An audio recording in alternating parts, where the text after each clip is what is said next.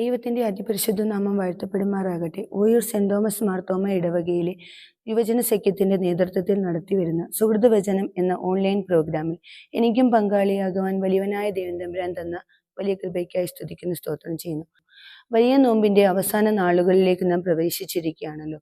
എന്താണ് നോമ്പ് എന്നാൽ? നോമ്പ് എന്നാൽ ജയത്തിന്റെ അടയാളവും ശത്രുവായ സാത്താന്റെ നേരെയുള്ള തോൽക്കാത്ത ആയുധവുമാണ്. നമ്മൾ പലപ്പോഴും ചോദിക്കാറുണ്ട്, എന്തിനാണ് നോമ്പ് നോക്കുന്നത്? പ്രാർത്ഥിച്ചാൽ പോരെയെന്ന്.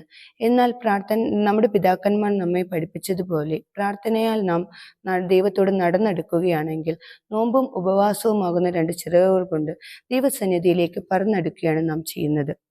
നമ്മുടെ ആത്മശരീരങ്ങളെ ശുദ്ധീകരിച്ച് അനുതാപത്തോടെയും പുതുക്കത്തോടെയും നമുക്ക് ദൈവസന്നിധിയിലേക്ക് ആയിരിക്കാം. ഇന്നത്തെ അല്പസമയത്തെ ചിന്തയ്ക്കായി ഞാൻ തിരഞ്ഞെടുത്ത വേദഭാഗം അപ്പോസ്തലനായ പൗലോസ് കൊരിന്ത്യർക്ക് എഴുതിയ 1 ലേഖനം 13 അധ്യായം അതിന്റെ 1 വാക്യം. 1 കൊരിന്ത്യർ 13:1. ഞാൻ മനുഷ്യരുടെയും ദൂതന്മാരുടെയും ഭാഷകളിൽ സംസാരിച്ചാലും എനിക്ക് സ്നേഹമില്ല എങ്കിൽ ഞാൻ മുഴങ്ങുന്ന ചെമ്പോ ചിലമ്പുന്ന കൈത്താളമോ മാത്രമേ. നമുക്ക് പ്രാർത്ഥിക്കാം. കാരുണ്യവാനായ ദൈവമേ, സ്നേഹം തന്നെയായ അങ്ങയെ പിൻചൊല്ലുവാനും ഞങ്ങളുടെ ജീവിതത്തിൽ കണ്ടുമുട്ടുന്നവർക്കെല്ലാം അങ്ങയെ കൊടുക്കുവാനും അവരെ ആത്മാർത്ഥമായി നിഷ്കളങ്കമായി സ്നേഹിക്കുവാനും കൃപ തരണമേ. ആമേൻ. ഈ അധ്യായത്തിൽ സ്നേഹത്തെക്കുറിച്ചാണ് പറയുന്നത്. സ്നേഹ കീർത്തനം എന്നാണ് ഈ അധ്യായം അറിയപ്പെടുന്നത്. അപ്പോസ്തലനായ പൗലോസ് കൊരിന്ത്യ സഭയ്ക്ക് ലേഖനം എഴുതുമ്പോൾ 1 കൊരിന്ത്യർ 12:31 ഇങ്ങനെ പറയുന്നു: ഇനി അതിശ്രേഷ്ഠമായ ഒരു മാർഗം ഞാൻ നിങ്ങൾക്ക് കാണിച്ചു തരാമെന്ന് പറഞ്ഞാണ് ഈ അധ്യായം അവസാനിക്കുന്നത്. 13 അധ്യായം തുടങ്ങുന്നത് തന്നെ സ്നേഹത്തെക്കുറിച്ച് പറഞ്ഞുകൊണ്ടാണ്. അപ്പോസ്തലനായ പൗലോസ് പറയുന്നത് പോലെ നമ്മുടെ ആത്മീയ ജീവിതത്തിൽ ഓരോ ദൈവമക്കൾക്കും ഉള്ള അതിശ്രേഷ്ഠമായ മാർഗമാണ് സ്നേഹം.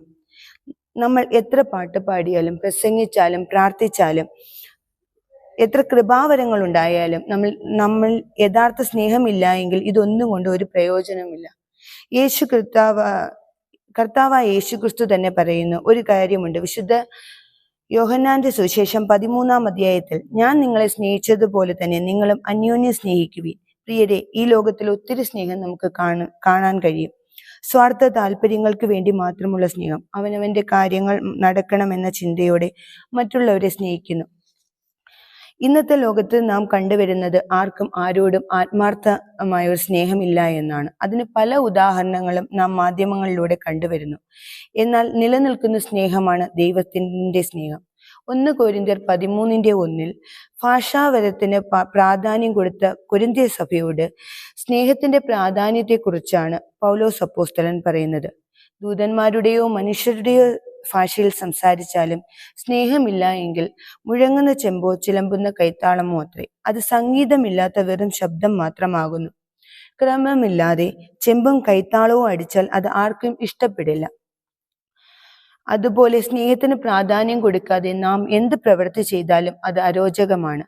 അതുകൊണ്ട് പ്രിയ ദൈവമക്കളെ, എന്ത് ചെയ്താലും സ്നേഹത്തിൽ ചെയ്യുവാൻ, അതായത് സാധാരണ നമ്മൾ കാണുമ്പോൾ ചിരിച്ചു പോകുന്ന സ്നേഹമല്ല, ദൈവം നമ്മെ സ്നേഹിച്ചതുപോലെ ആഴമായി സ്നേഹിപ്പാൻ ഈ ദിവസങ്ങളിൽ ദൈവം തമ്പുരാൻ നമ്മെ ഏവരെയും അനുഗ്രഹിക്കുമാറാകട്ടെ.